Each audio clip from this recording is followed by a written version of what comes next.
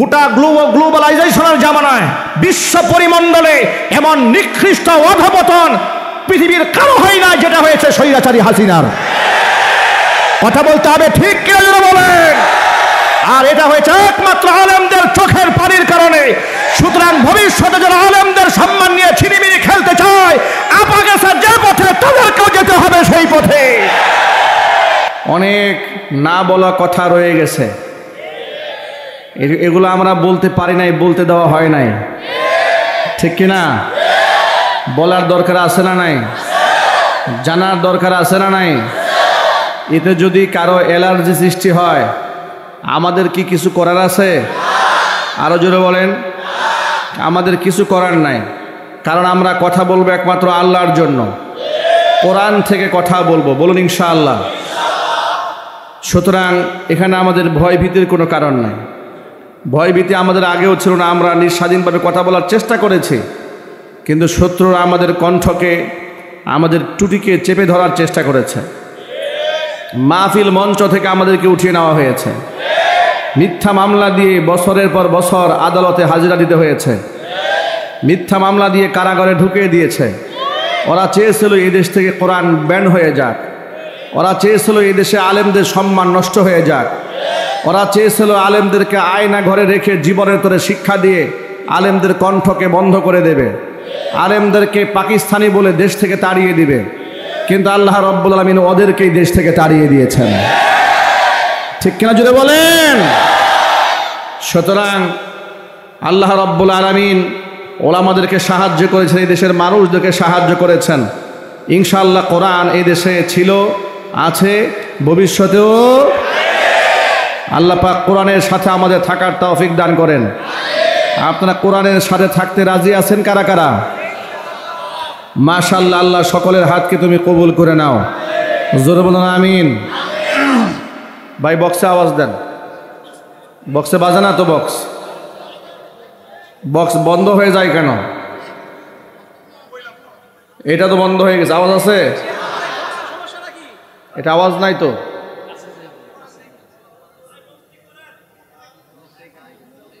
কেবল দেখে আসলো আওয়াজ আছে, এটা দেখলে হবে না। হ্যাঁ, আওয়াজ রানিং থাকতে হবে, আওয়াজ বন্ধ হওয়া যাবে না। বন্ধ হয়ে গেলে ওয়াজও বন্ধ হয়ে যাবে। আওয়াজ বন্ধ, ওয়াজ বন্ধ, এটা মাথায় রাখতে হবে। ঠিক আছে ভাই, ইনশাআল্লাহ।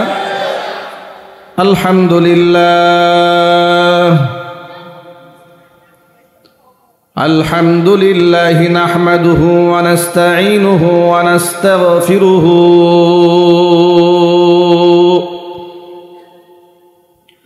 ওয়া নু'মিনু বিহি ওয়া নাতাওয়াক্কালু আলাইহি ওয়া নাউযু বিল্লাহ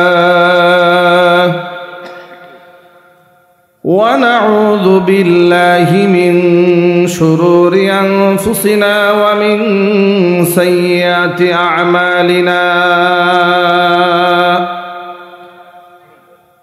من يهده الله فلا مضل له ومن يضلله فلا هادي له ونشهد أن لا إله إلا الله وحده لا شريك له ونشهد أن سيدنا ونبينا وحبيبنا وشفيعنا ومولانا محمدا عبده ورسوله الذي أرسله بالحق بشيرا ونذيرا وداعيا إلى الله بإذنه وسراجا منيرا أما بعد فأعوذ بالله من الشيطان الرجيم بسم الله الرحمن الرحيم إن الله وملائكته وملائكته يصلون على النبي يا أيها الذين آمنوا صلوا عليه وسلموا تسليما اللهم صل على محمد وعلى آل محمد كما صليت على إبراهيم وعلى آل إبراهيم إنك حميد مجيد اللهم بارك على محمد وعلى آل محمد كما باركت على إبراهيم وعلى آل إبراهيم إنك حميد مجيد محبت প্রাণ খুলে সকলে মিলে কিছুক্ষণ জিকির করুন লা ইলাহা ইল্লাল্লাহ লা ইলাহা ইল্লাল্লাহ লা ইলাহা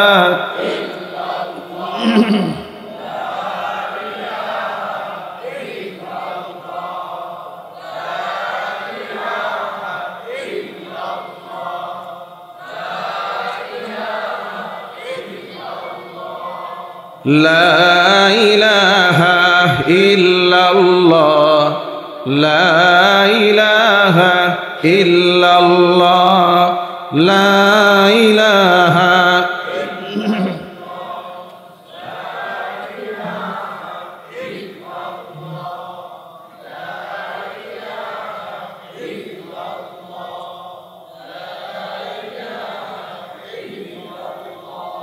لا إله إلا الله لا إله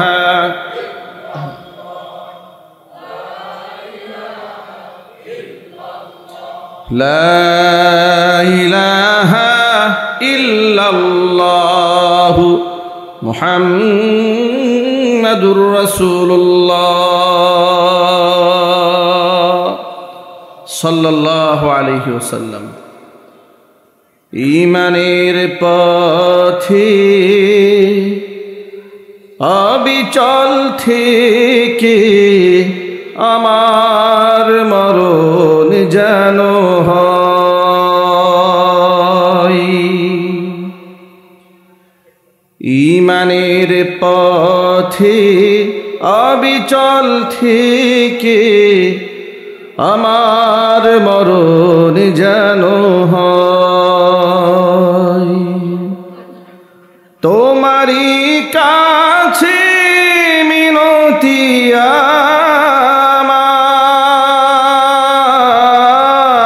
আমার তোমারই কাছে মিনতি আমার মহামহিম দয়াময়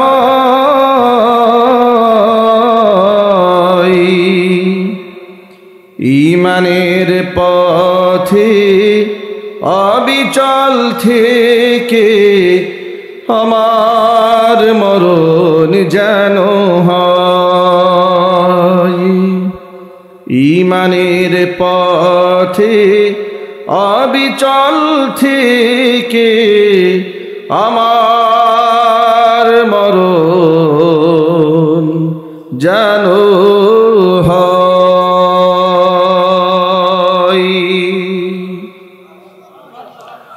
সকলেই বলুন আল্লাহুম্মা আমিন ঐতিহ্যবাহী ঢাকা জেলার অন্তর্গত সাভার আশুলিয়া টঙ্গাবাড়ি আলোকিত শ্রমিক কাফেলা ও এলাকাবাসীর উদ্যোগে আয়োজিত আজকের এই বার্ষিক ওয়াজ মাহফিলের শেষ অধিবেশনের সম্মানিত সভাপতি জনাব আলহাজ আব্দুল খালেক মাদবর সাহেব, বিশিষ্ট ব্যবসায়ী ও সমাজসেবক, টঙ্গাবাড়ি আশুলিয়া সাভার ঢাকা। মোহতারাম সভাপতির নেক হায়াত আল্লাহ তাআলা দারাজ করুন। এছাড়াও আমন্ত্রিত আজকের ওয়াজ মাহফিলের সম্মানিত প্রধান অতিথি জনাব মোহাম্মদ নুরুল ইসলাম সরকার, শিক্ষানুরাগী ও বিশিষ্ট সমাজসেবক, টঙ্গাবাড়ি, আশুলিয়া, সাভার, ঢাকা। মহতারাম প্রধান অতিথির নেক হায়াত আল্লাহ রাব্বুল আলামিন দারাজ করেন। আমন্ত্রিত বিশেষ অতিথিবৃন্দ, হাজরাত উলামায়ে কেরাম, মুরব্বিয়ান এজম, অত্র এলাকা এবং পার্শ্ববর্তী এলাকার বিভিন্ন প্রান্ত থেকে ছুটে আসা দিন দরদি, ইমানদার, পরহেজগার, মুত্তাকি মুসলিম ভাইয়েরা, পর্দার অন্তরালে অবস্থানরত আমাদের সকলের শ্রদ্ধাভাজন পর্দানিসীন মা এবং বোনেরা, মহান আল্লাহ রাব্বুল আলামিনের দরবারে আলিশানে লাখো কোটি শুকরিয়া আদায় করছি যে মহান মনিব জুলাই আগস্টের বিপ্লবের মধ্য দিয়ে আমাদেরকে নতুন একটি বাংলাদেশ উপহার দিয়েছেন, স্বাধীনভাবে কথা বলার পরিবেশ তৈরি করে দিয়েছেন, যার দরুন কোনো প্রকারের থানার পারমিশন ছাড়া এসপি, ওসি, ডিসি, এলাকার মেম্বার, চেয়ারম্যান, কাউন্সিলর কিংবা এমপি, মন্ত্রীর দ্বারস্থ না হয়ে, কারো পদলেহন না করে, কারো সামনে নমনীয়তার স্বীকার না করে, একমাত্র আল্লাহর রাজি খুশি করার জন্য অল্প সময়ের ব্যবধানে হাস্যোজ্জ্বল চিন্তা চেতনা নিয়ে দ্বিধাহীন চিত্তে, বাধাহীনভাবে কোরআনে কারিমের মঞ্চ সাজিয়ে হাজার হাজার মানুষ অল্প সময়ের ব্যবধানে একত্রিত হয়ে কোরআন সুন্নাহ থেকে আলোচনা শোনার সুবর্ণ সুযোগ আল্লাহ পাক আমাদের জন্য তৈরি করে দিয়েছেন। আপনারা খুশি না বেজার? কম না বেশি? হৃদয়ের সবটুকুন ভালোবাসা উজাড় করে শ্রদ্ধা জড়িত কণ্ঠে মহান মনিবের শেখানো ভাষায় শুকরগুজার করছি। জবান ছেড়ে দিয়ে সকলে একযোগে বলছি আলহামদুলিল্লাহ। রব্বানা লাকাল হামদ হামদান কাসীরা তাইয়িবান মুবারাকান ফীহি। রব্বানা লাকাল হামদু কামা ইয়ানবাগি লিজালালি ওয়াজহিকা ওয়া আযীমি সুলতানিকা। আল্লাহ রাব্বুল আলামিন আজকের ওয়াজ মাহফিলকে কবুল করুন। টঙ্গাবাড়ি আলোকিত শ্রমিক কাফেলাকে আল্লাহ তাআলা কিয়ামত পর্যন্ত এই কাফেলার স্থিতিশীলতা আল্লাহ পাক কবুল করে নেন। কাফেলার সভাপতি, সেক্রেটারি, কোষাধ্যক্ষ, সদস্যবৃন্দ, মুহিব্বিন, মুতাআল্লিকিন, সংশ্লিষ্ট ব্যক্তিবর্গ সকলকে আল্লাহ মাফ করে দেন। এলাকাবাসীকে আল্লাহ তাআলা মাফ করে দেন। অক্লান্ত পরিশ্রম করে এই জান্নাতের বাগান যারা সাজিয়েছেন, দূরদারাজ থেকে শোনার জন্য যারা এসেছেন, আজকের মাহফিলের ওসিলা করে আল্লাহ তাআলা সকলকে পরিপূর্ণ হেদায়েত নসিব করেন।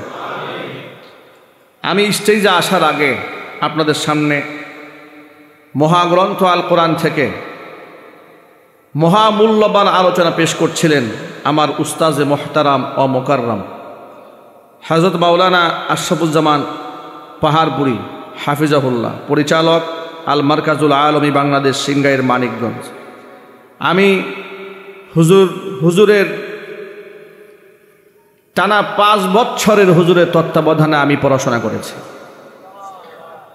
সন্তান তুল্য স্নেহ করে হুজুর আমাদেরকে হাতে খড়ি করে প্রথম বর্ষ থেকে 5ম বর্ষ পর্যন্ত পড়াশোনা করিয়েছেন। 5 বছরের 4 বছর হুজুরের সাথে আমি কোরআনে কারিম প্রতিদিন ফজরের পরে দাওয়ার করেছি। আমি হুজুরের একমাত্র ছাত্র যিনি হুজুরের সাথে দাওয়ার করেছি। ছাত্র হাফেজ হওয়ার পরে দাওয়ার করতেন। প্রতিদিন সকালবেলা হুজুর আমাকে এক পারা কোরআন শরীফ শোনাতেন, আমি হুজুরকে এক পারা কোরআন শরীফ শোনাতাম। এরকম 4টি বছর আমার জীবদ্দশায় মাওলানা আশরাফুজ্জামান হাফিজাহুল্লাহর মতো এমন শ্রেষ্ঠ হাফেজ আমার গোটা লাইফে আমি কখনো কাউকে দেখি নাই।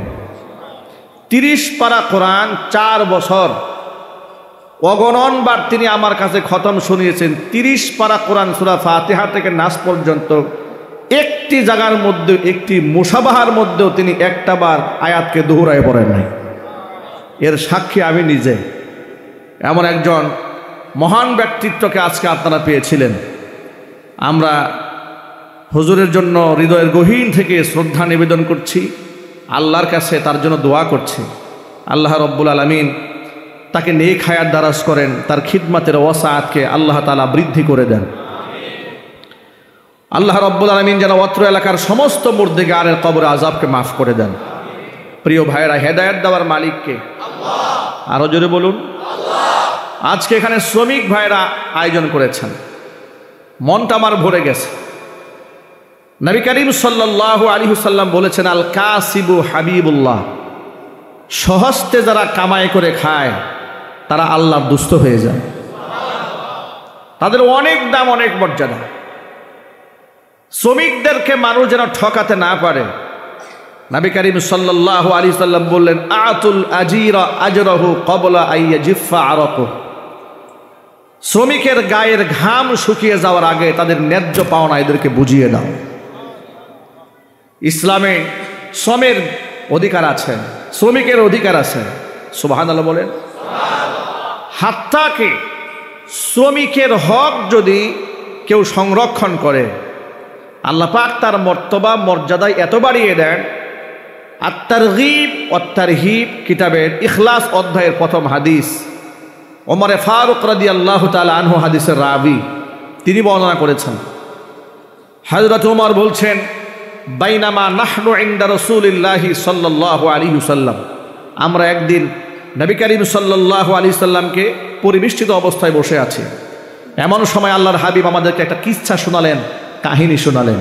প্রিয় বন্ধুগণ, কোরআন মাজিদে 25 জন নবী রসুলের কাহিনী আছে না নাই?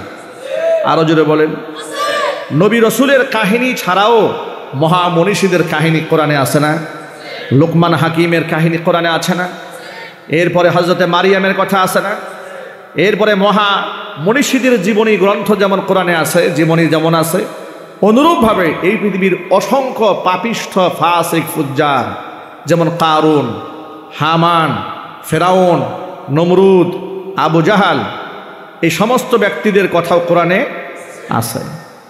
আল্লাহ পাক এই সমস্ত কেসাস মানুষের সামনে উল্লেখ করেছেন। আল্লাহ নিজে বলেছেন, কেন আমি তোমাদের সামনে কেসাস বলেছি।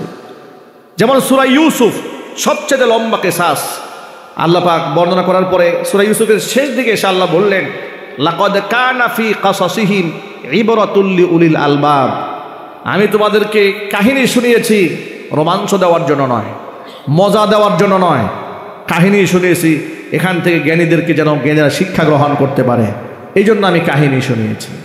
নবী করিম সাল্লাল্লাহু আলাইহি ওয়াসাল্লাম মাঝে মধ্যে বনী ইসরাইল সম্প্রদায়ের লোকদের কাহিনী সাহাবায়ে কেরামের সামনে উপস্থাপন করতেন, যাতে করে সেখান থেকে পরবর্তী প্রজন্মের লোকেরা শিক্ষা গ্রহণ করতে পারে। আল্লাহর হাবিব সাল্লাল্লাহু আলাইহি সাল্লাম বলেন, সালাসাতু নাফারিম মিম্মান কানা ক্বাবলাকুম, তোমরা এই দুনিয়াতে আসার আগে বনী ইসরাইল সম্প্রদায়ের 3 জন ব্যক্তি তারা দূর সফরে কোথাও বের হয়েছিল।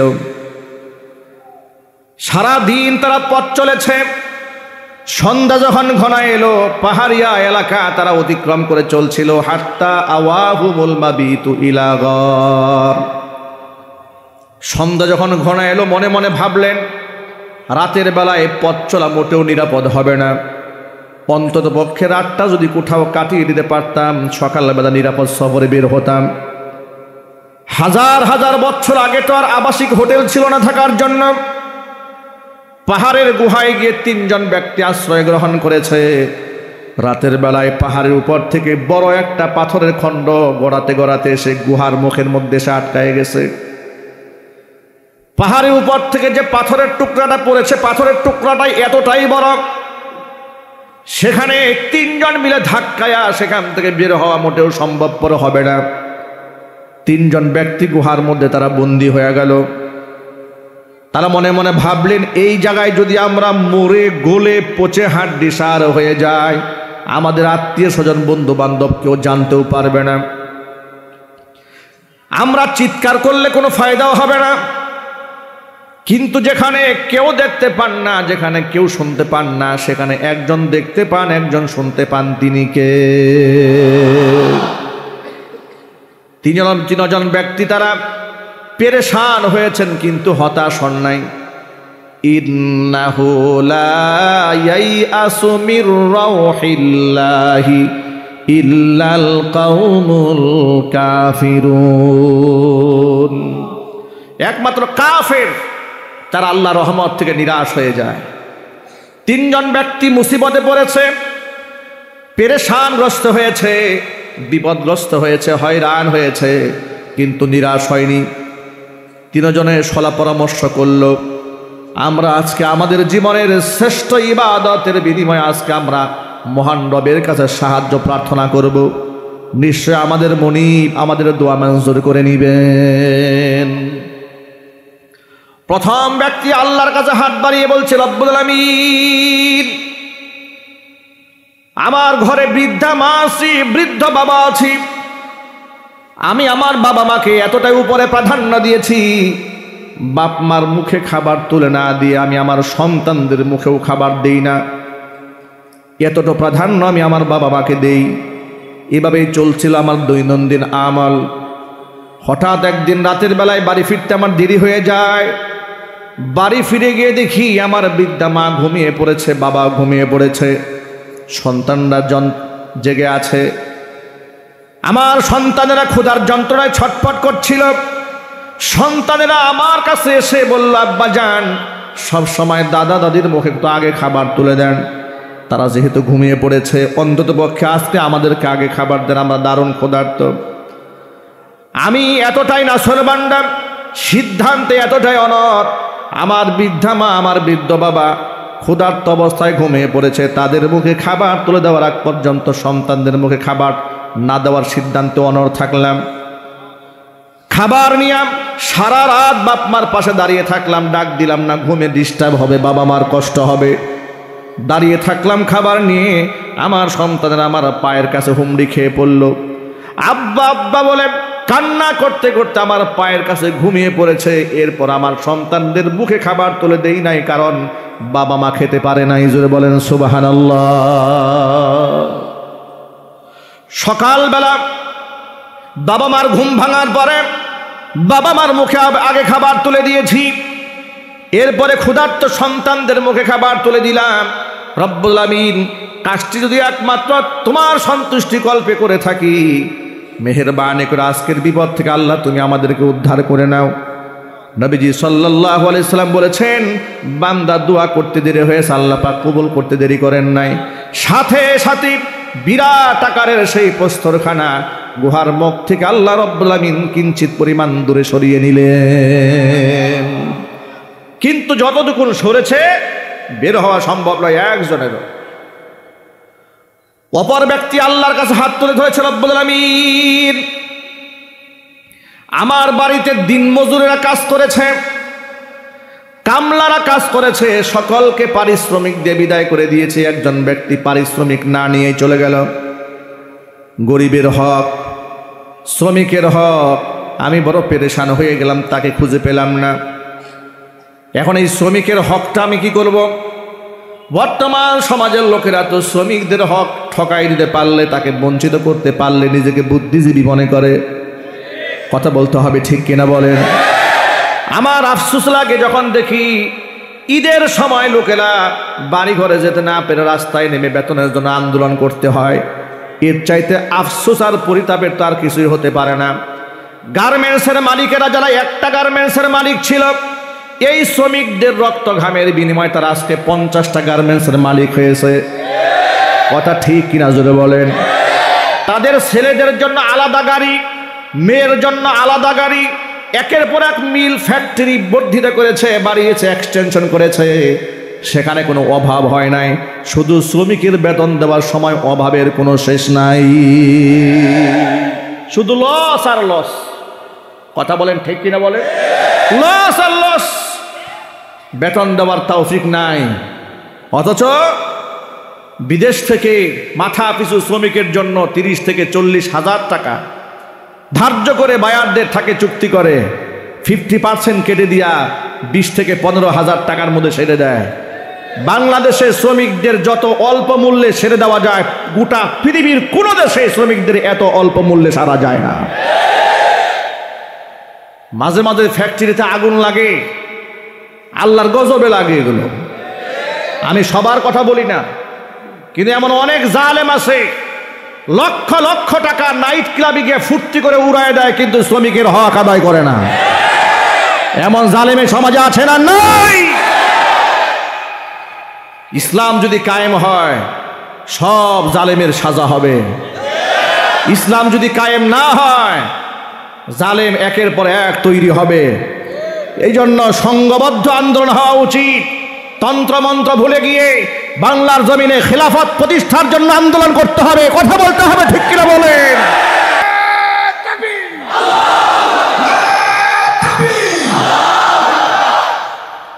আমার যুবক ভাইরা, যারা মানুষের হক নষ্ট করে আল্লাহ পাক তাদেরকে হেদায়েত দান করুক, জোরে কোন আমিন। আবার এমন কিছু শিল্পপতি মালিক আছে শ্রমিকের হক আদায়ের ক্ষেত্রে এতটা সচেতন, এতটাই যত্নবান, শ্রমিকের জন্য আলাদা নামাজের ব্যবস্থা করে দিয়েছে। আমি এমনও মালিক সম্পর্কে জানি তার নারী ওয়ার্কারদের জন্য হিজাব এবং বুরকা নিকাব কিনে দিয়েছে, কোরআন শরীফ দিয়ে দিয়েছে তেলাওয়াত করার জন্য। আল্লাহু আকবার বলেন। এমনকি গর্ভবতী মায়েদের জন্য মাতৃত্বকালীন ভাতা ফ্যাক্টরি থেকে চালু করে দিয়েছে। এরকম সচেতন মালিকও আছে। আল্লাহ পাক তাদের ফ্যাক্টরিগুলোকে কবুল করে নেন, জোরে কোন আমিন। ভাইরা আমার, লোকটি বলছে রব্বুল আলামিন শ্রমিক সকলকে বেতন দিয়ে দিলাম, চলে গেল। একজন ব্যক্তি বেতন না নিয়ে চলে গেল। আমি তাকে বহু চেষ্টা করেও খুঁজে পেলাম না, বড় পেরেশান হয়ে গেলাম। তার টাকাটা আমি এখন করব কি? আমি ওই ব্যক্তির নামে ওই টাকা দিয়ে একটা ছাগল কিনলাম, বাচ্চা হলো। বিক্রি করলে গাভী কিনলাম, বাচ্চা হলো। এভাবে ছাগল, ভেড়া, বকরি, দুম্বা, উট অনেক কিছু কিনে ফেললাম। লম্বা সময় অতিবাহিত হয়ে গেল। দীর্ঘদিন পরে ব্যক্তি আমার বাড়িতে এসে আমাকে বলছে, ভাই আপনার কাছে আমার কিছু পাওনা ছিল। আমি তখন তাকে বললাম, মরু প্রান্তরে তাকায় দেখো, যত ভেড়া, বকরি, দুম্বা, উট দেখা যায় সব তোমার নিয়ে বাড়ি চলে যাও। লোকটা অবাক বিস্ময়ে আমাকে বলছে, তাস্তাহাজি উবি, আপনি কি আমার সাথে দুষ্টমি করছেন, মজাক করছেন? আপনি আমার সাথে ঠাট্টা বিদ্রুপ করছেন নাকি? আমি পাবো সামান্য কয়েকটা টাকা, আপনি এতগুলো সম্পদ দেখিয়ে দিচ্ছেন। ব্যক্তি বলে, আমি তখন তাকে বললাম, তোমার রেখে যাওয়া আমানতের টাকাগুলা দিয়ে তিল তিল করে তোমার জন্য গড়েছি, এগুলার মালিক আমি নই, মালিক তুমি নিয়ে যাও। রব্বুল আমিন লোকটি সব কিছু নিয়ে গেল, কিছুই রেখে যায় নাই। এই কাজটি যদি একমাত্র তোমার খুশির জন্য করে থাকি, আজকে যে বিপদগ্রস্ত হয়েছি, গুহার ভিতরে বন্দী হয়েছি, মেহেরবানি করে আজকের বিপদ থেকে আমাদেরকে বাঁচিয়ে দাও। নবীজি সাল্লাল্লাহু আলাইহি সাল্লাম বলেছেন, বান্দার দোয়া করতে দেরি হয়েছে, আল্লাহর কাছে কবুল হতে দেরি হয়নি। সাথে সাথে আল্লাহ পাক বিরাট আকৃতির পাথরটাকে গুহার মুখ থেকে কিঞ্চিত পরিমাণ আরো দূরে সরিয়ে নিয়ে গেলেন। কিন্তু যতটুকু সরেছে একজনও সেখান থেকে বের হওয়া সম্ভব নয়। কিন্তু এখন কিছুটা আলো বাতাস ঢুকতে শুরু করেছে, এখন অক্সিজেন আসা যাওয়া করছে, আলো বাতাস ঢুকছে। তাদের মধ্যে একটা আশার সঞ্চার হলো যে না, মহান রব আমাদেরকে এখানে না খাওয়াইয়া পচায় গলায় মারবেন না, নিশ্চয় আল্লাহ পাক আমাদেরকে মুক্তির একটা রাস্তা করে দেবেন। চিৎকার দিয়ে বলেন সুবহানাল্লাহ। বাকি আছে আরো একজন, তৃতীয় ব্যক্তি আল্লাহর কাছে হাত তুলেছেন। এই পয়েন্টটা যুবকরা কান খাড়া করে ভালো করে কথাটা শুনবেন। আমার মাইকের আওয়াজ বাহিরে শোনা যাচ্ছে, মা বোনেরাও শুনতে পাচ্ছেন, মনোযোগ সহকারে শোনেন। ব্যক্তি বলছেন, রব্বুল আমিন আমার একজন সুন্দরী চাচাতো বোন ছিল, আমি তার প্রেমাসক্ত ছিলাম, আমি তার উপর খুবই দুর্বল ছিলাম, তাকে বহুবার কুপ্রস্তাব দিয়েছি, রাজি হয় নাই। ঠিক এই অবস্থায় এলাকার মধ্যে দুর্ভিক্ষ দেখা দিল। এলাকার অবস্থা এমন হয়ে গেল, ক্ষেত খামারে ফসল নাই, মানুষের পেটে খাবার নাই, পকেটে টাকা পয়সা নাই। কিন্তু আমি সম্পদশালী হওয়ার কারণে তখন আমার টাকা পয়সার অভাব নাই। আমার সেই বোনটি অসহায় হয়ে আমার কাছে সাহায্যের জন্য হাত বাড়িয়ে দিল। ভাই, ফ্যামিলির সদস্যদেরকে নিয়ে বড় কষ্টে আছে, আমাদেরকে কিছু সাহায্য করুন। এটাকে আমি গোল্ডেন মোমেন্ট মনে করলাম, সুবর্ণ সুযোগ হিসেবে গ্রহণ করলাম।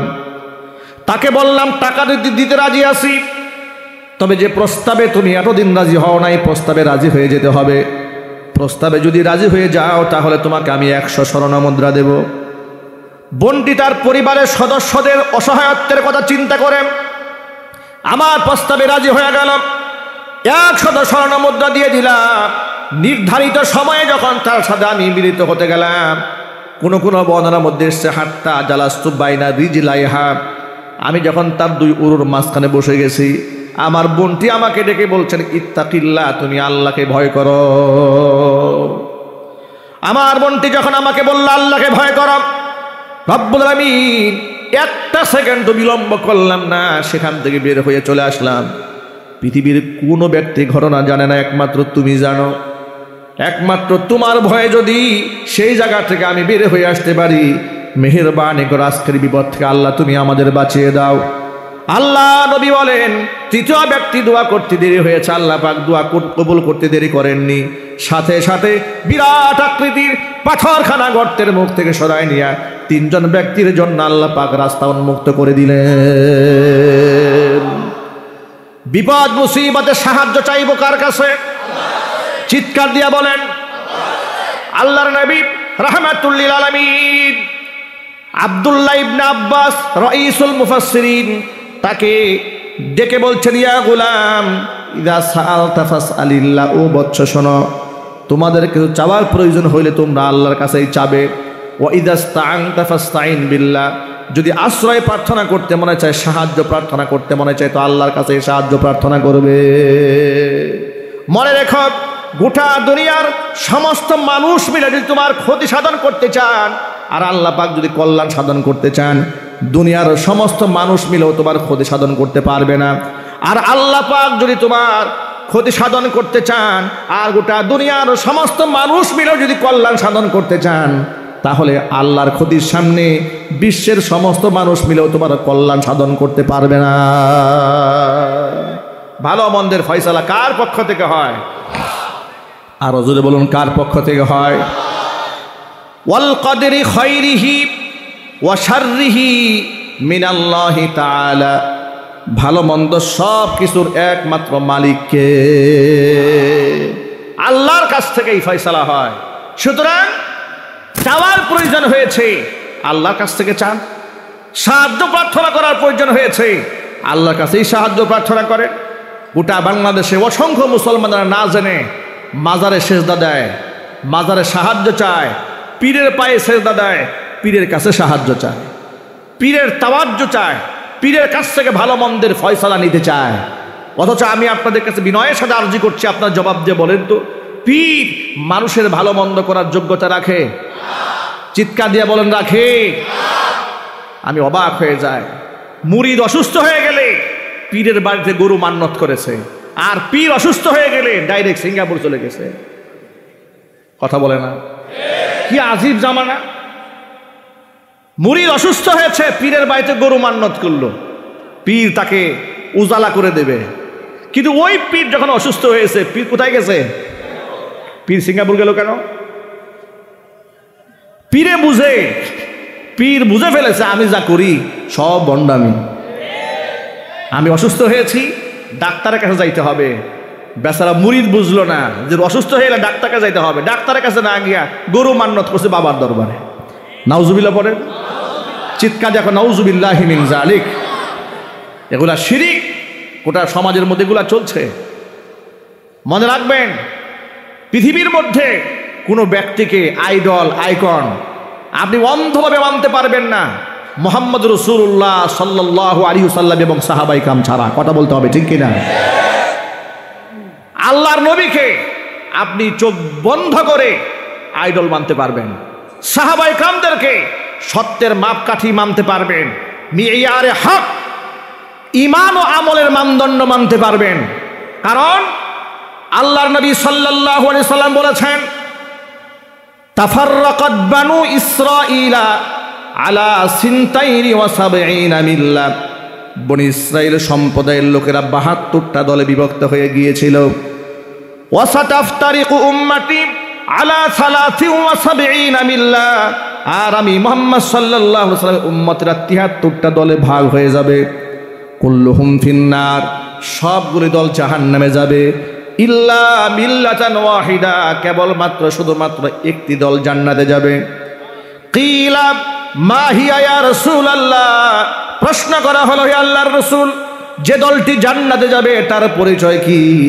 তার পরিচয় জানার দরকার আছে না নাই? আরো যদি বলেন। আল্লাহর হাবিব ছিলেন জাওয়ামিউল কালিম, মানে অল্প কথায় বেশি অর্থ বুঝাতে পারতেন।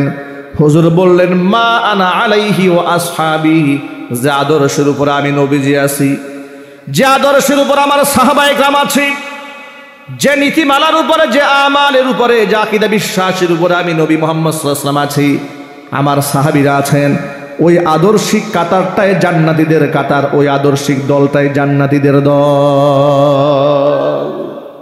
আমরা কি জান্নাতি কাফেলায় শামিল হতে চাই না? কারা কারা চান হাত দেখতে চায়? আল্লাহ পাক যেন সকলের হাতগুলোকে কবুল করে নেন। জোরে জোরে করে আল্লাহুম্মা আমিন। হাত নামান। 2 দিন তাহাজ্জুদের নামাজ পড়ে, কিংবা একবার হজ করে আসি, কিংবা মাদ্রাসায় 5 বস্তা চাল দান করে নিজেকে জান্নাতি দাবি করার কোনো অধিকার নাই। এত সহজ নয়। বর্তমান সমাজে এমন লোক দেখা যায় 3টা চিল্লা দিয়ে আসছে, আসার পর থেকে ইমাম সাহেবকে আর ভাল লাগে না, নিজেরাই বড় মুফতি মনে হয়। আছে না নাই? একটু জোরে বলেন, আছে না নাই? 3 চিল্লা কেন? আল্লাহ কসম করে বলি, 3000 বছর যদি আপনি চিল্লা দেন, কসম আল্লাহর, একজন আলেমের যে মর্তবা, আপনি সেই মর্তবায় কোনোদিন যেতে পারবেন না। আল্লাহর নবী, বিশ্বনবী জনাবি মুহাম্মদ রাসূলুল্লাহ সাল্লাল্লাহু আলাইহি সাল্লাম বলেছেন, ফাদলুল আলিমি আলাল আবিদি কাফাদলি আলা আদনাকুম। ও সাহাবীরা শোনো, তোমাদের সাহাবীদের মধ্যে সবচাইতে আপনা সাহাবীর উপর আমি নবীর মর্যাদা যেমন, সাধারণ একজন আবেদের তুলনায় আল্লাহর কাছে একজন আলেমের মর্তবা ঠিক তেমন। আলেমের বিরাট সম্মান, বিরাট মর্যাদা। আলেমদেরকে মোহাব্বত করবেন, আলেমদেরকে ভালোবাসবেন, হক্কানে আলেমদের সুহবত গ্রহণ করবেন, তা না হলে জিল্লতি গ্রহণ করতে হবে। ঠিক কিনা বলেন?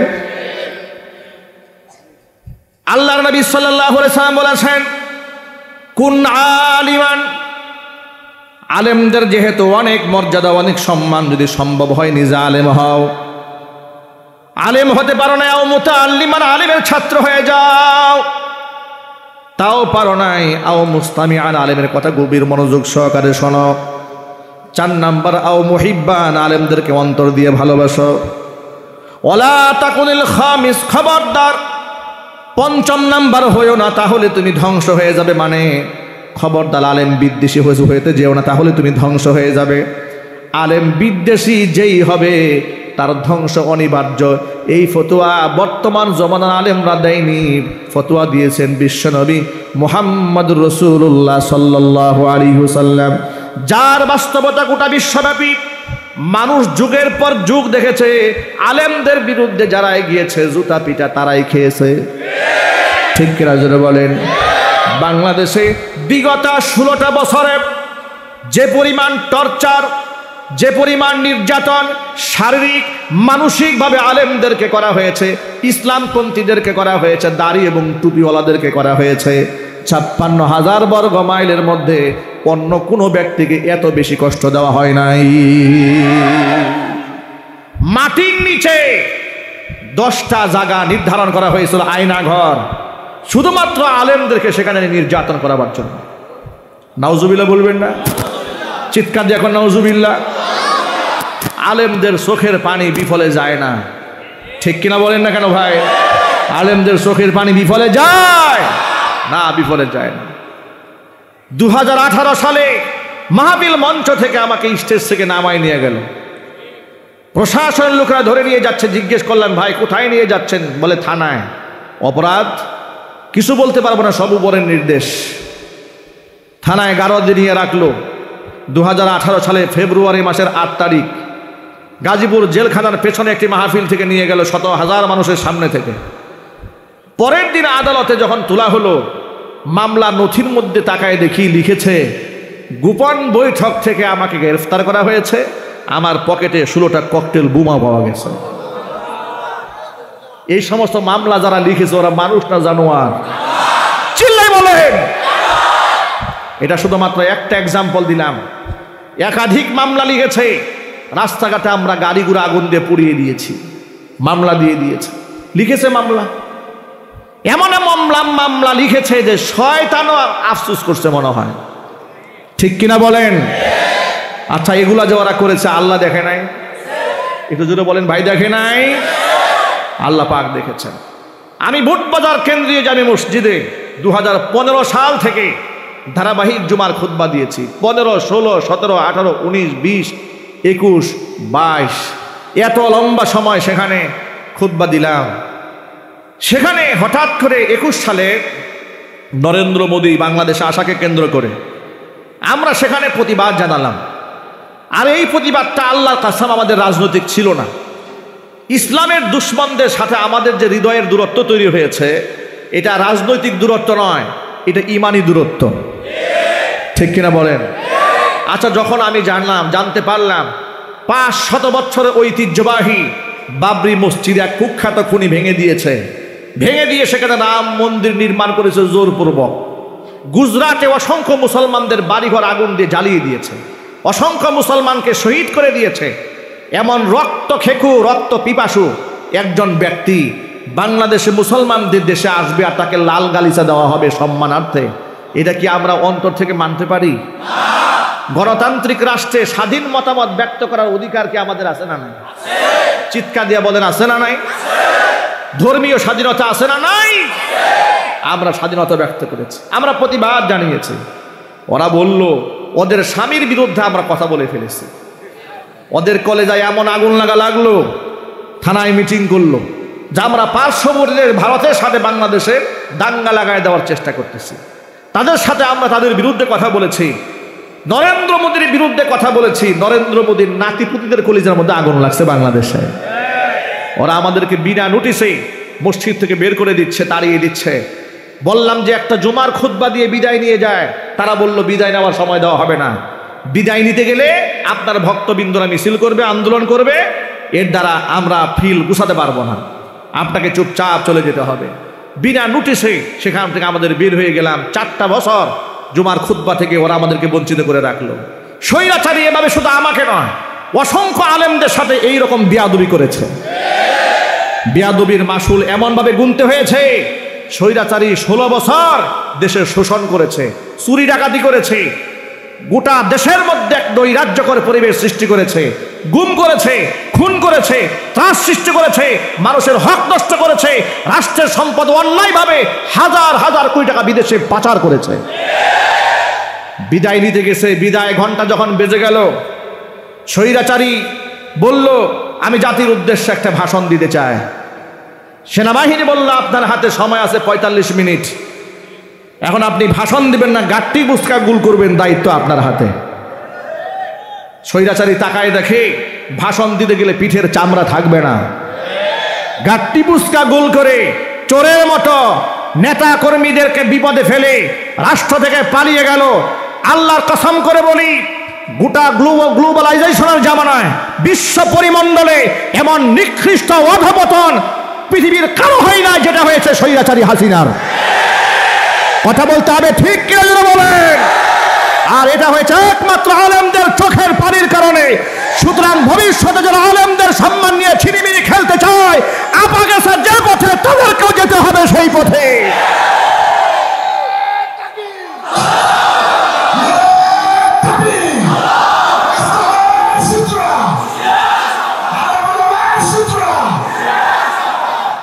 আপনাদের পার্শ্ববর্তী এলাকাতে মাহফিল মঞ্চে এসে আবু জেহেলের নাতিপুতিরা আমাদেরকে বাধা দিয়েছিল, আপনাদের মনে নাই? মনে নাই? এক কাউন্সিলর না মেম্বার স্টেজে উঠে মাইক হাতে নিয়ে আমার কথা বন্ধ করে দিয়েছিল। এদের ক্ষমতার দম্ভ আর অহংকার এদেরকে কোথায় নিয়ে ঠেকিয়েছে। মনে রাখবেন, অহংকার হচ্ছে বাতারুল হাক্কি আগমতুন নাস, সত্যকে প্রত্যাখ্যান করা, মানুষদেরকে তুচ্ছ জ্ঞান করা, এটা হচ্ছে অহংকার। আর এই অহংকারকে আল্লাহ পছন্দ করেন না। এই অহংকারের একমাত্র মালিককে একটু জোর আওয়াজে বলেন। মানুষ হিসেবে কি আমাদের অহংকার কোনো ক্ষমতা আছে? আমরা গোলাম। আমরা কি? আমরা দাস। আমরা কার গোলাম? আল্লাহ পাকের গোলাম। গোলাম কি করে অহংকারী হয়? অহংকারী ব্যক্তিদেরকে আল্লাহ পছন্দ করেন না। যুগ যুগ ধরে অহংকারীদেরকে আল্লাহ পাক মিটিয়ে দিয়েছেন। হোক সে আলেম, হোক সে জালেম, কোনো অহংকারী টিকতে পারে নাই। আর দুনিয়ার মোহ যাকে আচ্ছাদিত করেছে, দুনিয়ার মোহ যাকে পেয়েছে তাকেই ধ্বংস করে দিয়েছে। ঠিক ওই সময়ে স্বৈরাচারীর সাথে লিয়াজু মেনটেন করেছে এমন কিছু ভণ্ড আলেমও দেশে আছে। আওয়াজ নাই কেন ভাই? আছে না নাই? আলেম ওলামারা যখন কারাগারে থাকে তখন ভণ্ড আলেমদের সাথে তাদের প্রেমের শেষ ছিল না। এমনও কথা এই দেশের তথাকথিত বুজুর্গ আলেম মুখে বলেছে যে সরকার ইসলাম বিরোধী নয়, আমাদের বাড়াবাড়ির কারণে আমরা বিপদগ্রস্ত হই। এ কথা বলে আলেমদের পক্ষে গেল না জালেমের পক্ষে গেল? জালেমের পক্ষে তারা গ্রহণ করেছে। এই জন্য বড় জুব্বা, বড় পাগড়ি, বড় দাড়ি হকের মাপকাঠি নয়।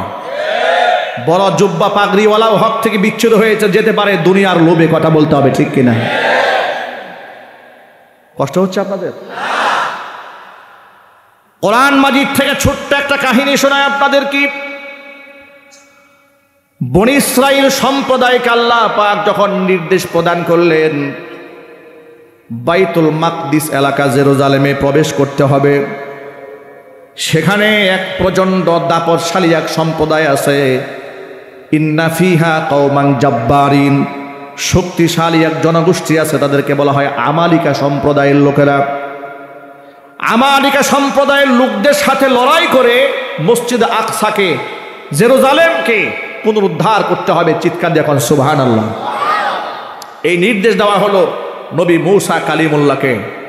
মূসা কালিমুল্লাহ তার উম্মতকে যখন বললেন আমালিকা গোত্রের সাথে লড়াই করে বাইতুল মাকদিস আমাদের নিয়ন্ত্রণে আনতে হবে, তখন বনী ইসরাইল সম্প্রদায়ের লোকেরা, ইতিহাস তো অনেক লম্বা, আমি যে মূল মেসেজ দিতে চাই এত লম্বা ইতিহাস বলবো না।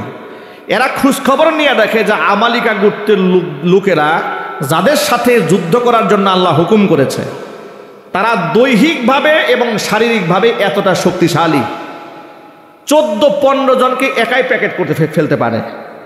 এই সংবাদ যখন বনী ইসরাইল লোকেরা পেয়েছে, বনী ইসরাইল লোকেরা বলল ক্বালু ইন্না লান নাদখুলাহা ফিহা আবাদাম মা দামু, যতক্ষণ পর্যন্ত এই আমালিকা গোত্রের লোকেরা ওই এলাকায় থাকবে আমরা ওই এলাকায় প্রবেশ করব না। ইযহাব আনতা ওয়া রাব্বুকা ফাকাতিলা ইন্না হাহুনা কাঈদুন, ও নবী মূসা আপনি আর আপনার আল্লাহ গিয়ে যুদ্ধ করেন। নাউজুবিল্লাহ পড়েন। কেমন বিয়ারা উম্মত দেখছেন? নবীরে বলে আপনি আর আল্লাহ গিয়ে যুদ্ধ করেন, আমরা বসলাম এই জায়গায়, যুদ্ধ মধ্যে কইরা এলাকা স্বাধীন করেন, আমরা আসতেছি। নাউজুবিল্লাহি মিন যালিক।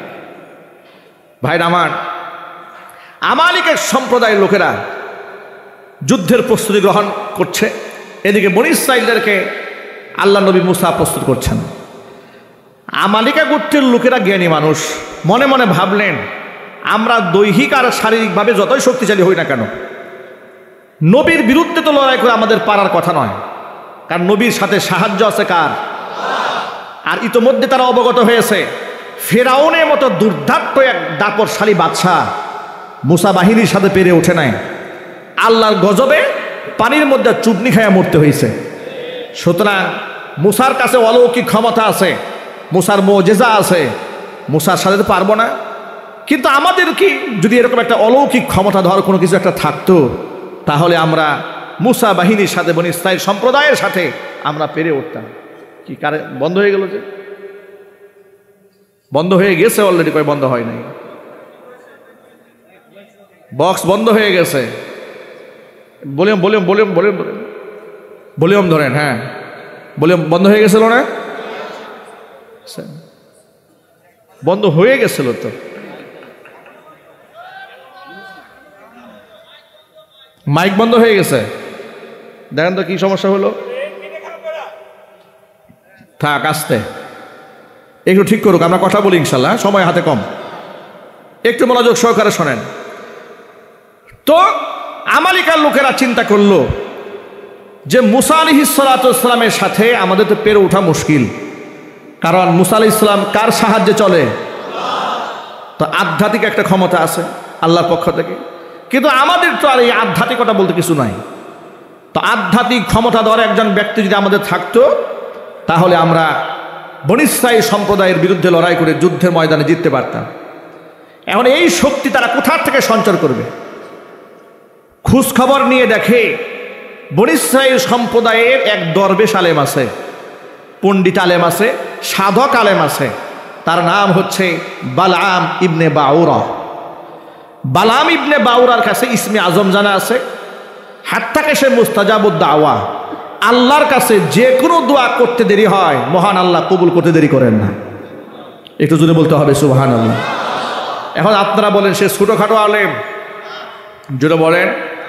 দোয়া করলেই আল্লাহ কবুল করেন, ছোট আলেম না বড় আলেম? বিরাট বড় আলেম।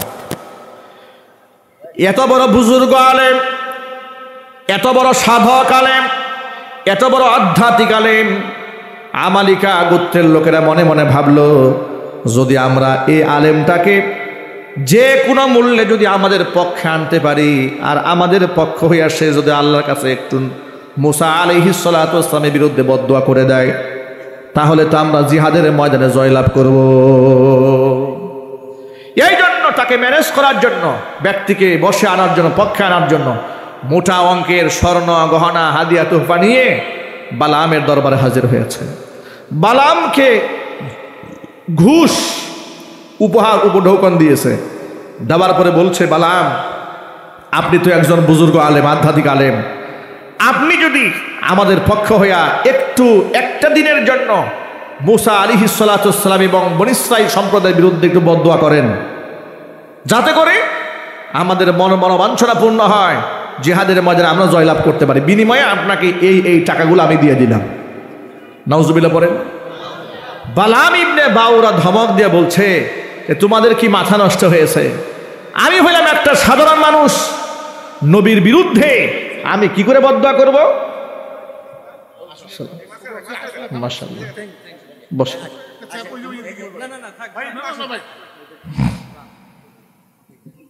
আচ্ছা বসেন। এই আওয়াজটা ঠিক করেন না ভাই, আওয়াজটা ঠিক করেন না। এতক্ষণ পর্যন্ত যে আওয়াজটা ছিল সে আওয়াজটা এখন আর নাই। কি ওই আওয়াজটা আছে? কি কথা বুঝো না কেন? এতক্ষণ পর্যন্ত তো বক্সে আওয়াজ ছিল, মাইকে আওয়াজ ছিল, আওয়াজ কমে গেছে না ভাই? না, বেশি চালাকি করে লাভ নাই, তো ওয়াজ তো বন্ধ হয়ে যাবে। আওয়াজ দিতে হবে ভাই, আওয়াজ আগে ঠিক ছিল ওইভাবে রাখেন, আগের মতো রাখেন। হ্যাঁ, বেশি আওয়াজ দিয়ে না, আবার একটু ব্যালেন্স করে রাখেন।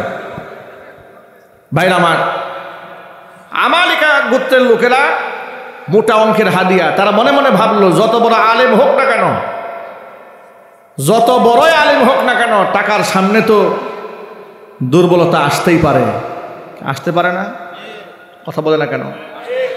যদি টাকার সামনে দুর্বলতা নাই আসতো, তাহলে এই দেশে হক্কানে আলেমদেরকে যখন ডজনে ডজনে জেলখানে নেওয়া হয়েছে, তখন ভণ্ড আলেমরা তাদের সাথে তাদের প্রশংসা কিভাবে করেছে?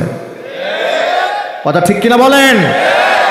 নিশ্চয়ই হাদিয়া কিছু গেছে মাদ্রাসায়, কয়েক বস্তা চাল গেছে, হুজুরের ঈমান শেষ। কথা বলে না? 100 বস্তা সিমেন্ট দিয়ে দিয়েছে মাদ্রাসায়। জালেম, জানে স্পষ্ট জালেম, দোয়া করে 14 গোষ্ঠী জান্নাতে পাঠাই দিয়েছে। অবস্থা এমনও হয়েছিল, মনে হচ্ছে এক একজন বেহেশতের ঠিকাদার, আর একজন তো বানাই দিল একেবারে কওমি জননী, একেবারে কোটা কমের মা বানাই দিল। এই মা হচ্ছে সেই মা যিনি শাপলা চত্বরে অসংখ্য তালিবুল ইলম ছাত্রদেরকে রাতের আধারে শহীদ করে দিয়ে রক্তের সাথে বেয়াদবি করেছে। এই মা হচ্ছে সেই মা ৫৭ জন সেনা অফিসার হত্যা করে গোটা রাষ্ট্রকে ভারতের কাছে তাবেদার দাস রাষ্ট্র হিসেবে বানিয়ে দিয়েছিল। ইনি হচ্ছেন সেই বুজুর্গ আল্লাহ ওয়ালা, তাহাজ্জুদ গুজারি। শুধু 21 সালেই 2600 আলেমের নামে মিথ্যা মামলা দিয়ে কারাগারে পুরে দিয়েছিল। কথা ঠিক না ঠিক? যে পুলিশ অফিসার আমাকে ধরে নিয়ে গিয়েছিল থানার গারদে, আমার হাত ধরে চোখের পানি ছেড়ে কান্না করে বলেছিল, হুজুর আল্লাহর কসম, আমারও 2টা ছেলে আছে, হুজুর আপনারা আল্লাহওয়ালা মানুষ, আলেম মানুষ, আমার ছেলের জন্য বদদুয়া দিবেন না। আমরা বংশসহ ধ্বংস হয়ে যাব আলেমের বদদুয়া লাগলে। হুজুর আমরা গরিব মানুষ, চাকরি করি, উপর থেকে এত প্রেশার দেওয়া হয়েছে, আপনাকে গ্রেফতার না করলে চাকরি থাকবে না, বাধ্য হয়ে আপনাকে নিয়ে আসছি। আল্লাহর কসম, তাৎক্ষণিক তার ব্যাপারে মনে যত কষ্ট ছিল সব অন্তর থেকে মাফ করে দিয়েছে। অনেক পুলিশ অফিসাররা বাধ্য হয়ে অন্যায় করেছে, অপরাধ করেছে। সুতরাং শুধুমাত্র ওই সমস্ত পুলিশ অফিসারদেরকে আসামি বানালেই হবে না, যাদের হুকুমে তারা অন্যায় করেছে, হুকুমদাতাদের বিচার এই মাটিতে হতে হবে। তাদের বিচার হোক, এটাকে আপনারা চান? কারা কারা চান? দুহাত দেখতে চাচ্ছি, কারা কারা চান?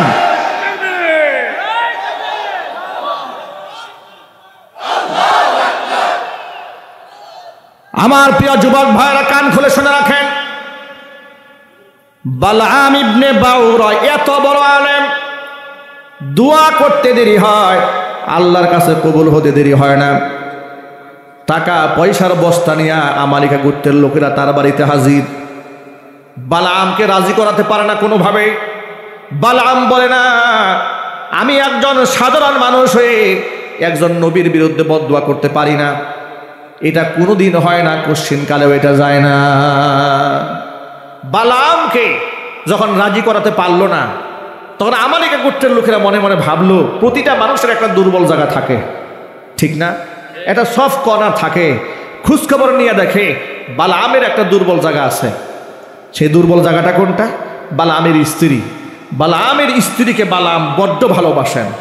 আর ইমানদারের লক্ষণ হচ্ছে নিজের স্ত্রীকে ভালোবাসা, এটা ভালো আলামত, ঠিক কিনা বলেন?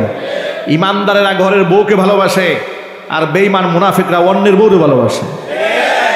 নিজের বউ ফোন দিলে খুব ব্যস্ত, এই রাখো, ঠিক কিনা বলেন? ও ব্যস্ত আছে। আর বান্ধবী ফোন দিলে সব কাজ বন্ধ হয়ে যায়, ঠিক না? এই জন্য বিবিদেরকে ভালোবাসবেন। আল্লাহ পাক আমাদের স্ত্রীদেরকে মহাব্বত করা তৌফিক দান করেন। বালআমকে যখন রাজি করাতে পারে নাই, আমালিকা গোত্রের লোকেরা মনে মনে ভাবলো, দুর্বল জায়গা তো একটা নিশ্চয় আছে, খুঁজে বের করতে হবে। খুঁজে খুঁজে দেখলো বালআমের স্ত্রীকে বালআম বড্ড ভালোবাসে। এবার মোটা অঙ্কের হাদিয়া, স্বর্ণ গহনা, টাকা পয়সা সব নিয়ে বালআমের স্ত্রীর কাছে আমালিকা গোত্রের লোকেরা হাজির হয়ে গেল। গিয়ে বলতেছে, আম্মা জান, মা বলে সম্বোধন করছেন, সম্মান কত। আম্মা জান দেখেন, আপনার জন্য এগুলো নিয়ে আসছি, আমরা আপনাদের কল্যাণকামী। আচ্ছা আপনারা বলেন তো, আপনি বলেন তো, আপনার স্বামী বালআম জীবনে আপনাদের কয়টা গয়না দিছে? স্ত্রী তো নরম মানুষ, মহিলা মানুষ তো, আসলে তো কোনো গয়না টয়না দেয় না। দেখেন আমরা আপনাদেরকে কত ভালোবাসি, এই সমস্ত স্বর্ণ গহনা আপনার জন্য নিয়ে আসছি, আমরা আপনাদের কল্যাণ চাই, ভালো চাই, ভবিষ্যতে আপনাদেরকে আরো উপহার দেব, আপনাদের জীবনে দুঃখ বলতে কিছু থাকবে না। শুধুমাত্র আপনার স্বামীকে আমাদের হয়ে একটা দিনের জন্য একটা কাজ করতে বলবেন। স্ত্রী বলে, সেই কাজটা কি? যে আমাদের হয়ে একটু দোয়া করতে হবে। বালআম তো দোয়া করলে আল্লাহ কবুল করেন, তা আমরা চাচ্ছি যে আমাদের হয়ে একটা দোয়া করুক। স্ত্রী বলে, এটা তো সামান্য ব্যাপার, আপনারা ঘাবড়াবেন না, এটা আমি দেখতেছি। বাস, মহিলা মানুষকে পটাই ফেলছে। এবার চলে গেল তারা। বালআম যখন বাড়িতে এসেছে, বাড়িতে আসার পরে বালআমের স্ত্রী মোড অফ, বালআমের সাথে কথাবার্তা বলে না, আরেক দিকে তাকিয়ে থাকে, এড়িয়ে এড়িয়ে চলে। বিছানায় শুতে গেছে, শুতে গিয়ে আরেক দিকে তাকায় আছে।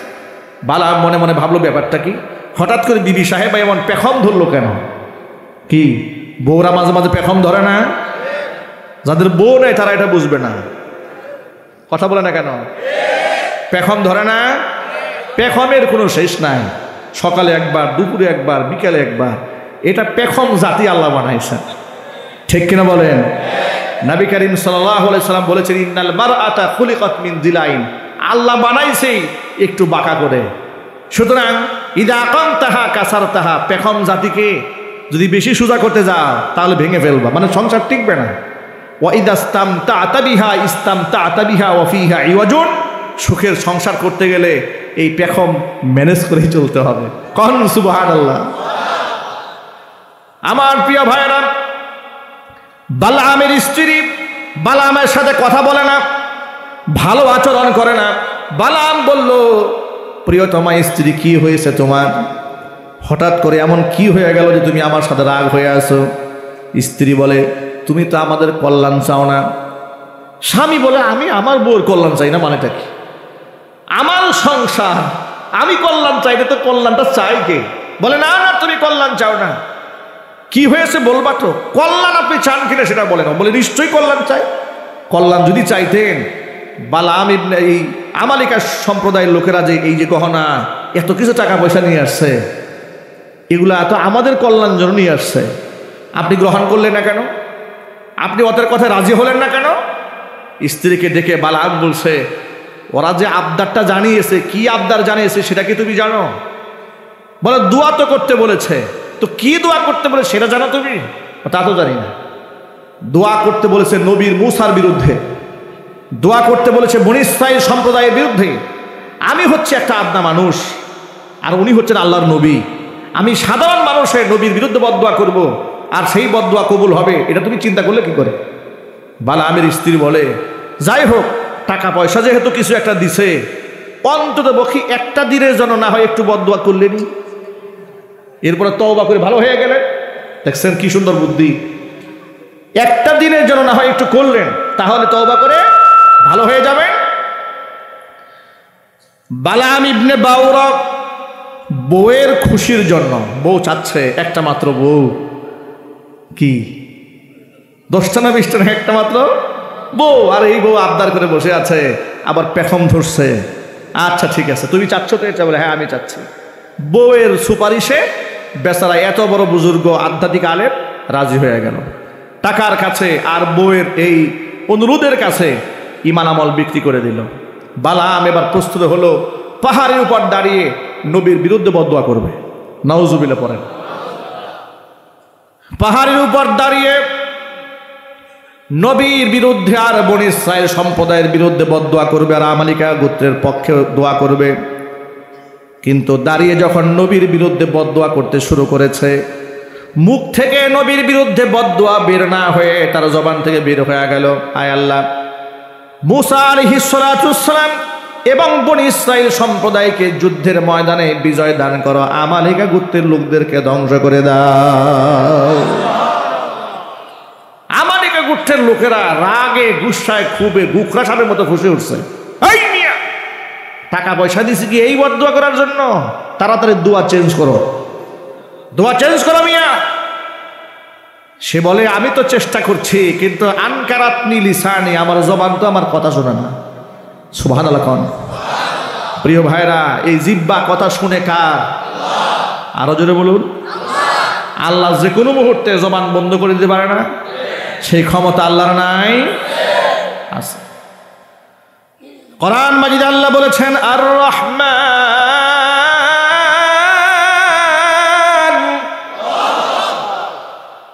আল্লামাল কুরআন খালাকাল ইনসান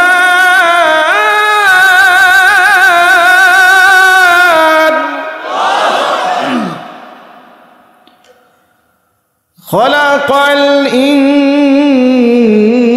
ইনসান আল্লামাহুল বায়ান।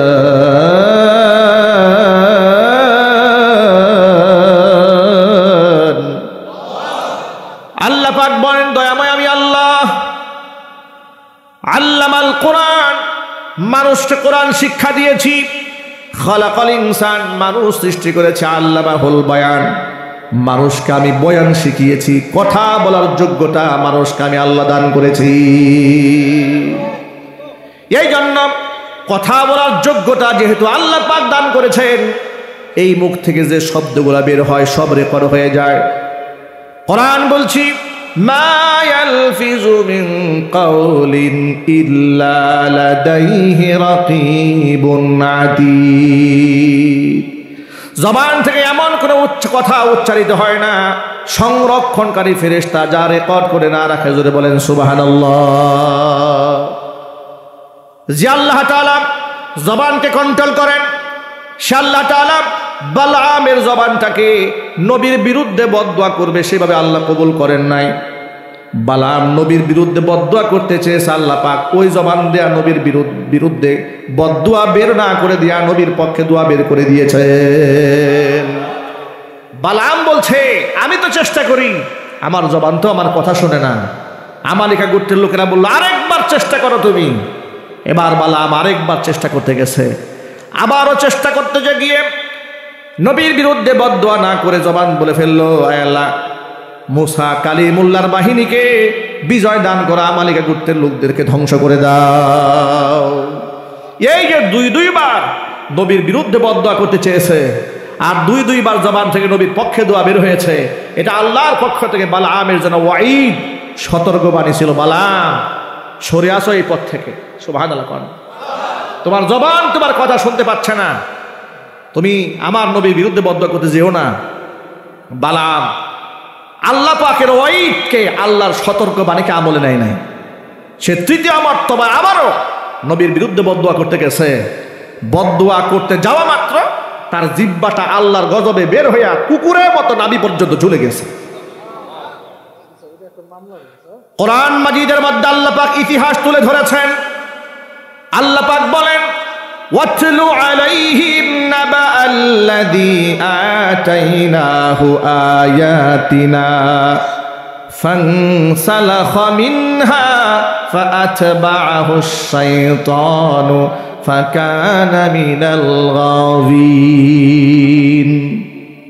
ও নবীজি, ওই ব্যক্তির কাহিনী আপনার উম্মতকে আপনি শোনান, যেই ব্যক্তিকে আমি আমার পক্ষ থেকে নিদর্শন দান করেছিলাম।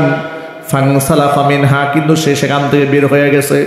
ফাআতবাআহু শাইতান, শয়তান তার পিছু নিয়েছে। ফাকানা মিনাল গাওয়িন, সে বিভ্রান্ত হয়েছে। ওয়ালাউ শিইনা লারাফা'নাহু বিহা, আমি যদি চাইতাম আমার এই বান্দাকে আরো অনেক উপরে উঠায় নিয়ে যেতে পারতাম, কিন্তু নেই নাই। তার কারণটা হলো ওয়ালাকিন্নাহু আখলাদা ইলাল আরদি ওয়াত্তাবা হাওয়াহু, জমিনের দুনিয়ার আকর্ষণ তাকে পেয়ে বসেছে। ওয়াত্তাবা হাওয়াহু, নফসের গোলামি করেছে। ফামাসালুহু কামাসালিল কালবি ইন তাহমিল আলাইহি ইয়ালহাস আও তাতরুকুহু ইয়ালহাস যালিকা মাসালুল কওমিল্লাযীনা কাযযাবু বিআয়াতিনা ফাকুসুসিল কসাস লাআল্লাহুম ইয়াতাফাক্কারুন। আমি তার দৃষ্টান্ত বানিয়ে দিলাম কুকুরের মতো।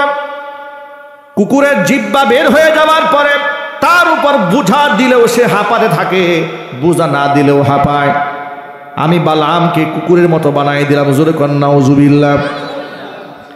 আল্লাহ রাব্বুল আলামিন এই বালাম সম্পর্কে কোরআন মাজিদের মধ্যে ঘটনা উল্লেখ করে আল্লাহ বলছেন, যালিকা মাসালুল কওমিল্লাযীনা কাযযাবু বিআয়াতিনা, আমার আয়াতকে যারা অস্বীকার করে, মিথ্যা প্রতিপন্ন করে, এটা তাদের জন্য একটা দৃষ্টান্ত, উপমা।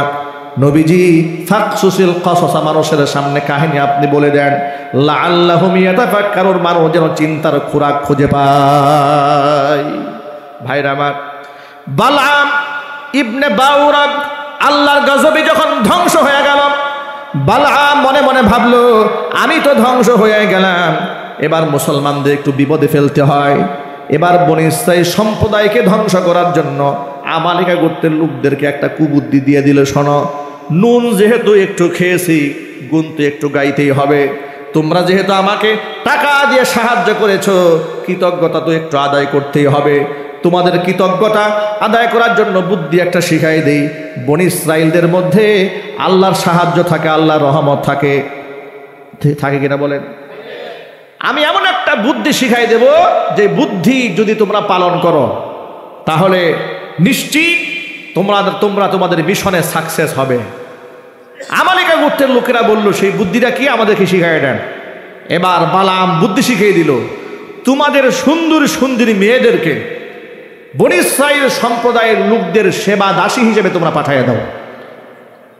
যদি ছলে বলে কলে কৌশলে বনী ইসরাঈল মুসলিম সম্প্রদায়ের মধ্যে কোনো রকম জিনা ব্যভিচার তারা ঘটাতে পারে, তাহলে আল্লাহ রহমত থেকে গোটা জাতি বঞ্চিত হয়ে যাবে। কারণ যেই সমাজে আল্লাহ রাব্বুল আলামিনের নির্দেশ অমান্য করে জিনা ব্যভিচার হয়, গোটা সম্প্রদায় আল্লাহ রহমত থেকে বঞ্চিত হয়ে যায়। আল্লাহর গজবে সেই সম্প্রদায় ধ্বংস হয়ে যায়। যুগ যুগ ধরে পৃথিবীর ইতিহাস তাই বলেছে, যে অঞ্চলে ব্যভিচার বেশি হয়েছে আল্লাহ পাক সেই অঞ্চলকে ধ্বংস করে দিয়েছে। কওমে লূতকে আল্লাহ পাক জমিন সহ উল্টিয়ে দিয়েছিল। তারা অবাক এবং আল্লাহর নিষিদ্ধ যৌনাচারীর সাথে তারা লিপ্ত হওয়ার কারণে। ঠিক কিনা বলেন? আমেরিকার ক্যালিফোর্নিয়ার লস অ্যাঞ্জেলেস পৃথিবীর এক স্বর্গরাজ্য। দুনিয়ার এখনো কোনো মডার্ন ইকুইপমেন্টস নাই যা তাদের মধ্যে ছিল না। এমন আধুনিক জীবনকে উপভোগ করার জন্য এমন কোনো সামগ্রী ছিল না যা ওখানে ছিল না, সব ছিল। এক একটা বাড়ি বিলিয়ন বিলিয়ন ডলার দিয়ে তারা খরিদ করেছে, মিলিয়ন মিলিয়ন ডলার দিয়ে তারা খরিদ করেছে। পৃথিবীর সবচাইতে বিলাসী মানুষগুলো সেখানে বসবাস করেছে। তারা ডোনাল্ড ট্রাম্প ক্ষমতায় আসার সময় বলেছিল, গাজার বাকি অংশকে যদি এবার তারা ক্ষমতা আসতে পারে, ইহুদিরা যদি তাকে সাপোর্ট দেয়, গাজার বাকি অংশকেও তারা ধ্বংস করে ফেলবে, আগুন দিয়ে জ্বালিয়ে পুড়ে মৃত্যুপুরীতে পরিণত করবে। পাগলা ক্ষমতায় আসা মাত্র আল্লাহ রাব্বুল আলামিন ওদের কলিজার মধ্যে এমন আগুন ধরিয়ে দিলেন, পৃথিবীর সমস্ত আধুনিক টেকনোলজি দিয়ে সে আগুন নিভাতে তারা অক্ষম হয়ে গিয়েছে। ঠিক কিনা বলেন? নাসার দেশের মানুষেরা সেখানকার দায়িত্বরত ইমাম এবং মুয়াজ্জিনদের হাতে পায়ে ধরেছে, আপনারা একটু আজান দেন। আপনাদের ধর্মে তো আছে জলোচ্ছ্বাস, বিপদাপদ, ঘূর্ণিঝড় আসলে, অগ্নিপাত ঘটে গেলে আজান দিলে আল্লাহ পাক আগুনকে নির্বাপিত করে দেয়, জলোচ্ছ্বাসকে আল্লাহ নিয়ন্ত্রণ করে। তখন দেখলাম যে মুসলমানরা সেখানে আজান দেওয়া শুরু করে দিয়েছে। ভাবা যায়, যারা ভুলেই গিয়েছিল আল্লাহ একজন আছে, তারা তো ভুলেই গিয়েছিল। ভুলে যাওয়ার কারণেই তো তারা ফিলিস্তিনের অসংখ্য শিশুদেরকে এমনভাবে নির্মমভাবে হত্যা করেছে, তাদের পক্ষে করার মতো লোক খুঁজে পাওয়া যায়নি। কথা ঠিক কিনা বলেন? এক বছরে ইসরায়েলি পশু সৈন্যদেরকে 1250 কোটি মার্কিন ডলার তারা অনুদান দিয়েছে ইসরায়েলি সৈন্যদেরকে ফিলিস্তিনের মুসলমানদেরকে ধ্বংস করার জন্য। আর আল্লাহ রাব্বুল আলামিন ওদেরকে মাত্র 3 দিনে 150 বিলিয়ন মার্কিন ডলার আগুন দিয়ে জ্বালিয়ে পুড়িয়ে ছাই বানিয়ে দিয়েছে। আল্লাহ আছে না নাই? আরো জোরে বলতে হবে, মুসলমান আল্লাহ আছে না নাই? আজকে কেন তোমরা যুদ্ধ বিরতি ঘোষণা করলে? তোমরাই না বলেছিলে গাজাকে ধ্বংস করে দেবে, আগুন দিয়ে পুড়াই দেবে? ওরা বুঝতে পেরেছে আমরা গাজাকে কি আগুন দিয়ে পুড়াই দেব, স্রষ্টা তো আমাদেরকে আগুন দিয়ে পুড়িয়ে ছাই বানিয়ে দিচ্ছে। ঠিক কিনা বলেন? সুতরাং আল্লাহ রাব্বুল আলামিনের নাফরমানিতে যে এলাকার মানুষ নিমজ্জিত হয়েছে, আল্লাহ পাক তাদেরকে শেষ করে দিয়েছে। আমালিকা গোত্রের লোকদেরকে শিখাই দিল, তোমাদের সুন্দরী মেয়েদেরকে বনি ইসরাইলি সৈনিকদের মাঝে ছেড়ে দাও। অপকর্মে যদি লিপ্ত হয় আল্লাহ রহমত থেকে ওরা বঞ্চিত হবে। ঠিক সেই কাজটা তারা করলো, সুন্দরী মেয়েদেরকে লেলিয়ে দিয়েছে।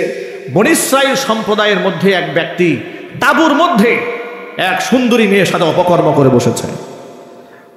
আল্লাহ পাকের গজব এমনভাবে এসেছে, গোটা বনি ইসরাইল সম্প্রদায়ের মধ্যে হঠাৎ করে প্লেগ রোগ ছড়িয়ে পড়ল। এমনভাবে ছড়িয়ে পড়ল, একদিনে বর্ণিত আছে একদিনে 70,000 বনি ইসরাইল সম্প্রদায় এই প্লেগ রোগে আক্রান্ত হয়ে আল্লাহর গজবে ধ্বংস হয়ে গেল। নবী মূসা কালিমুল্লাহ এত বড় ভয়াবহ দুর্যোগ দেখে তিনি হাঁপিয়ে পড়লেন, অবাক হয়ে গেলেন, অস্থির হয়ে পড়লেন। কি হয়েছে? এত বড় গজব আল্লাহ পাক আমাদেরকে দিলেন। জিবরাইল আলাইহিস সালাতু ওয়াস সালাম আসলেন, এসে বললেন, ও আল্লাহর নবী মূসা, আপনি একটু খোঁজখবর নিয়ে দেখেন, আপনার উম্মতের মধ্যে কেউ না কেউ অপকর্মের মধ্যে লিপ্ত হয়েছে, জিনা ব্যভিচারে লিপ্ত হয়েছে। নবী মূসা কালিমুল্লাহ গোয়েন্দা বিভাগ চালু করলেন। গোয়েন্দা বিভাগের লোকেরা তথ্য তালাশ করে দেখে মুজাহিদ বাহিনীর কোনো একজন সেনাপতি তিনি তাঁবুর মধ্যে আমালিকা সম্প্রদায়ের লোকদের সাথে এক মেয়ের সাথে অপকর্ম করেছে। তাকে সেখান থেকে চিহ্নিত করে আনা হলো, প্রকাশ্য দিবালোকে তার হত্যাযজ্ঞ করা হলো, তাকে তার মৃত্যু নিশ্চিত করা হলো। আল্লাহর গজব থেকে তারা সেখানে রেহাই পেল। জোরে কোন সুবহানাল্লাহ। কিন্তু একটি ঘটনাকে কেন্দ্র করে এতগুলো মানুষকে জীবন দিতে হয়েছে। এখান থেকে আমাদের অনেক অনেক বড় শিক্ষা আছে। 1 নাম্বার শিক্ষা হচ্ছে, যত বড় আলেম হোক না কেন, দুনিয়া যদি অন্তরে ঢুকে হক পথ থেকে পিছপা হয়ে যেতে তার সময় লাগে না। কথা ঠিক কিনা বলেন? সুতরাং জালেমের সাথে যে সমস্ত আলেমরা তুষামুদি করেছে, অসংখ্য আলেমদেরকে জেলখানায় বন্দি করার পরে ওই সমস্ত জালেমদের প্রশংসা যে আলেমরা করেছে, আল্লাহর কসম তারা বালাম ইবনে বাউরার উত্তরসূরি ছাড়া কিচ্ছু নয়। ওরা আমাদেরকে বলতো আমরা হলাম উগ্রবাদী আলেম, আমরা হলাম মৌলবাদী আলেম। আমি বলি আল্লাহর কোরআনে, আল্লাহ নবীর সুন্নতে যা আছে তার পক্ষে আমাকে কথা বলতেই হবে। হুজুর যা বলেছেন, আল্লাহ এবং আল্লাহ রসুল যা বলেছেন, এটা সমাজে বাস্তবায়ন করতেই হবে। এর পক্ষে কথা বলতে গিয়া যদি আমাকে মৌলবাদ হতে হয়, আমার মৌলবাদ হওয়াতে কোনো অসুবিধা নেই। কথা ঠিক কিনা বলেন? কোরআন সুন্নায় যা আছে হুবহু এই সমাজে বাস্তবায়ন করতে চায়। ব্যক্তি জীবনে আছে, সামাজিক জীবনেও থাকবে, রাজনৈতিক অঙ্গনেও আমরা কোরআন সুন্নাহর শাসন ব্যবস্থা দেখতে চাই। রাজি আছেন কারা কারা? দুহাত দেখতে চায়।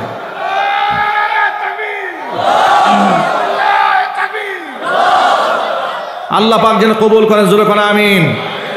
আমার প্রিয় ভাইরা, মূল কথায় ফিরে আসি। আল্লাহ রাব্বুল আলামিনের সন্তুষ্টি কল্পে যা করব সব আল্লাহর খুশির জন্য করব। বলেন ইনশাআল্লাহ। ভালো মন্দ করার একমাত্র মালিক কে? নিজের সন্তান দেওয়ার মালিক কে? ব্যবসায় বারাকা দেওয়ার মালিক কে? আমি গোটা দেশ ঘুরে দেখেছি অসংখ্য লোকেরা মাজারে গিয়ে সন্তান চায়। নাউজুবিল্লাহ পড়েন। আমি ছোট্ট একটা কিতাব রচনা করেছি, রমজানকে কেন্দ্র করে একটি মাসআলার কিতাব আমি লিখেছি, নাম দিয়েছি আধুনিক পদ্ধতি রমজানের মাসাইল। এই কিতাবের মধ্যে রমজানের আধুনিক যত মাসালা আছে সেই মাসালার সমাধান দেওয়ার চেষ্টা করেছি কোরআন, হাদিস এবং ফিকহের কিতাবের রেফারেন্স সহ। এই যে রমজান মাসে রোজা রেখে ইনজেকশন নেওয়া যাবে কিনা,